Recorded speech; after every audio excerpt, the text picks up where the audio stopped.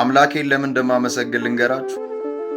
ደና ስላረገኝ፣ ደና አድርጎኝ ይኸው ደና ነኝ ማለት ስለቻለ፣ ስለዚህ አመሰግኗል። ግራ በተጋባች ዓለም ውስጥ እየኖርን ስንረጋጋ ሲያዩን ሰዎች የኛ ብርታት ወይም የኛ አቅም ይመስላቸዋል፣ ግን አይደለም። ሁሉም የሆነልኝ ከሱ። ዛሬ ለመቆሜ የኔም የሰውም እጅ እንደሌለበት እኔ ብክድ እንኳን እሱ ብቻውን ረድቶኝ ያለፍኳቸው እነዛ ቀናቶች ይመሰክሩብኛል። ስንት ጊዜ ከመጨረሻው አስተንፋሴ ቀድሞ ሕይወት እንደቀጠለልኝ አረሳ።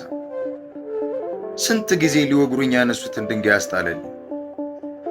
ስንት ጊዜ ልብሱ አድፏል ሲሉት በአዲስ ጥምጣም አስቀየረልኝ። አይገርምም? አምላኬ እኔን ለማኖር የማንንም እርዳታ ጠይቆ አያውቅም።